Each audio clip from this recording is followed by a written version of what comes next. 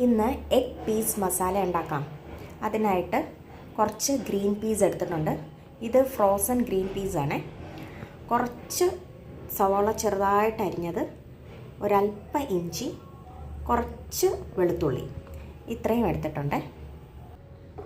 ഇതിലേക്ക് ഒരല്പം ഉപ്പ് ചേർത്ത് കൊടുക്കാം. ഇതിലേക്ക് കുറച്ച് വെള്ളം ഒഴിച്ച് ഇതിനെ ഒന്ന് വേവിച്ചെടുക്കണം. കുറച്ച് വെള്ളം മതി. ഇത് വെന്ത് വരുമ്പോഴത്തേക്ക് വെള്ളമെല്ലാം വറ്റിയിരിക്കണം. ഫ്ലെയിം ഓൺ ചെയ്തിട്ടുണ്ട്. ഗ്രീൻ പീസ് വേവിക്കാനായിട്ട് വെച്ചിട്ടുണ്ട്. നല്ലതുപോലെ തിളച്ച് വന്നിട്ടുണ്ട്. ഇത് ഫ്രോസൺ ആയതുകൊണ്ട് തന്നെ പെട്ടെന്ന് തന്നെ വെന്ത് കിട്ടിക്കോളും. പിന്നെ സവോളയും ഇഞ്ചിയും വെളുത്തുള്ളിയും ഒന്ന് വേകാനായിട്ട് അധികം സമയം വേണ്ടി വരില്ലല്ലോ. ഇതിവിടെ നല്ലതുപോലെ വെന്ത് വന്നിട്ടുണ്ട്. ഇനി ഒരു പാൻ വെച്ച് കൊടുക്കാം. പാൻ ചൂടായി വരുമ്പോഴത്തേക്ക് കുറച്ച് വെളിച്ചെണ്ണ, കുറച്ച് സവാള ഇട്ട് കൊടുക്കാം. ഇളക്കി കൊടുക്കാം. ഒരല്പം ഉപ്പ്,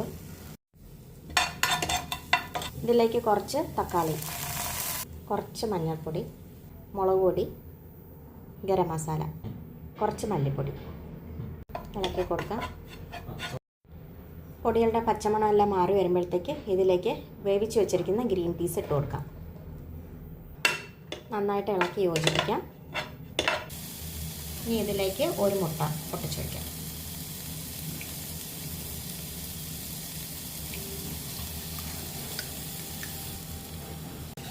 ഇളക്കി കൊടുക്കാം.